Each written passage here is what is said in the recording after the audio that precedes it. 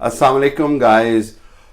جیسا کہ میں آپ کو بتانا چاہ رہا ہوں کہ میں اس وقت برطانیہ میں یعنی لندن میں آیا ہوا ہوں پچھلے 2-3 دنوں سے، اور میرا کچھ ہفتے یہاں پر رہنے کا پروگرام ہے، اور پھر انشاءاللہ اس کے بعد میں واپس پاکستان آ جاؤں گا، کیونکہ برطانیہ مجھے آنا پڑتا ہے اپنے کام کے لیے، کاروبار کے لیے، اور جو دوسری صحافتی مصروفیات ہیں اس کے لیے میرا ایک چکر لگانا ضروری ہوتا ہے ہر 2-3 مہینے بعد، کیونکہ میں مکمل طور پر برطانیہ نہیں چھوڑ سکتا ہوں اور مجھے یہاں پر مصروفیت بھی ہوتی ہے.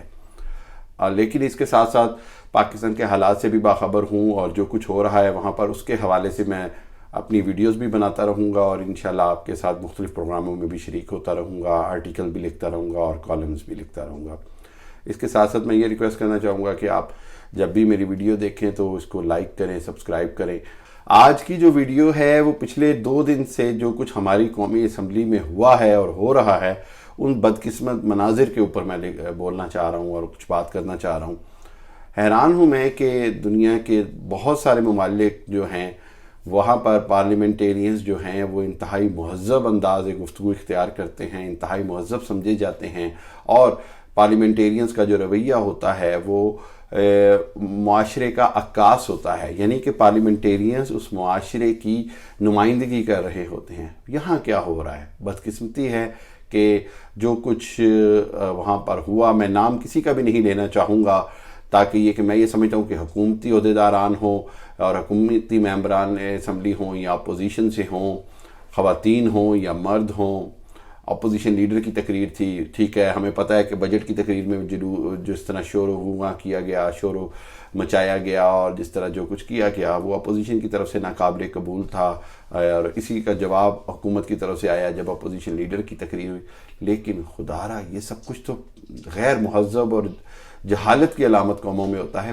مسلمان پاکستانی جو اپنے آپ کو دنیا میں مہذب کہلانا چاہتے ہیں، اور ہم جب باہر ہوتے ہیں تو ہمیں شرم سے ہمارا سر جھک جاتا ہے جب ہمیں اس طرح کی ویڈیو کلپس دکھائے جاتے ہیں جس میں اراکین اسمبلی گتھم گتھا ہو رہے ہیں، ایک دوسرے پر آئین اور بجٹ کی کاپیاں پھینکی جا رہی ہیں. یہ اس ملک کی توہین ہے، یہ اس ملک کے ساتھ مذاق ہے. خدا را ایسی مثالیں قائم نہ کریں کہ دنیا آپ کو جو ہے وہ اگنورنٹ اور جاہل سمجھنا شروع کر دے. آپ نے اپنی تہذیب و تمدن اور اسلام کے دائرے میں رہتے ہوئے ایسے اقدامات نہ کریں.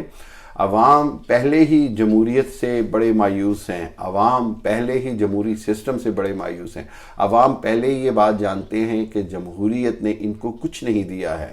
یہ بڑی حقیقت ہے، اور اس حقیقت کو جمہوری جو اراکین اسمبلی ہیں، جمہوری ادارے ہیں، ان کو چلانے والے ہیں، ان سب کو سمجھنا پڑے گا کہ جمہوریت نے پاکستان کو کچھ نہیں دیا جس کی عوام حقدار تھی.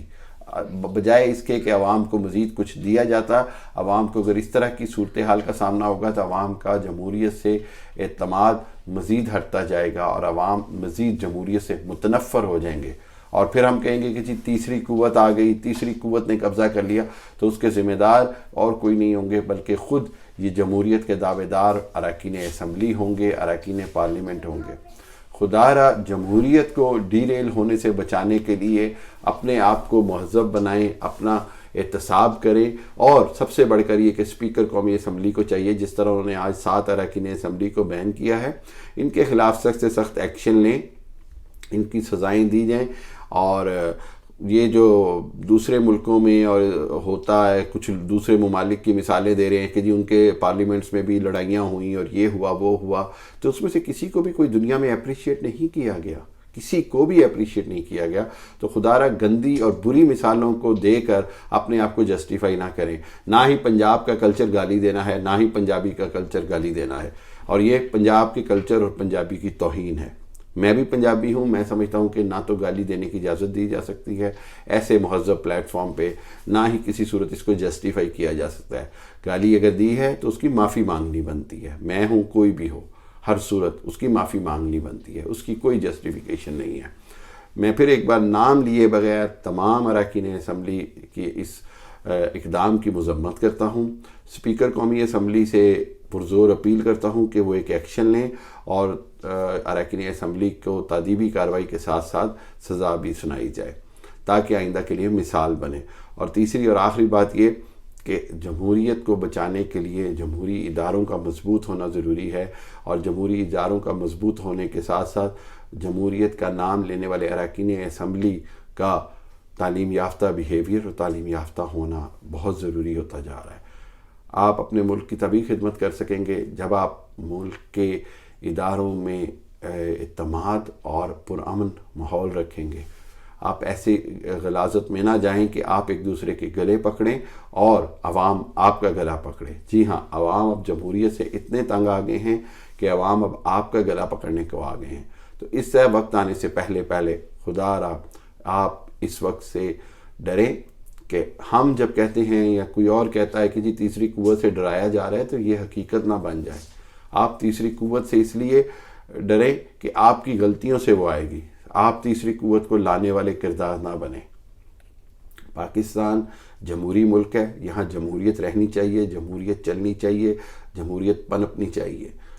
ہر ادارہ، ہر شخص ذمہ داری کا مظاہرہ کرے اور ہر ایک کے خلاف یکساں قانونی کارروائی کی جائے، چاہے وہ حکومتی رکن اسمبلی ہو یا اپوزیشن سے ہو۔ تمام کے خلاف اسپیکر اسمبلی فوری طور پر سخت کارروائی کریں، ورنہ آپ یہ اسٹیبلشمنٹ کے لیے اور تیسری قوت کے لیے راستہ بنا رہے ہیں۔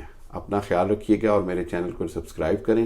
میں انشاءاللہ آپ کو day to day up to date دیتا رہوں گا، اور انشاءاللہ یوٹیوب پہ آپ سے رابطے میں رہوں گا اور دوسرے پروگرامز کی شکل میں بھی۔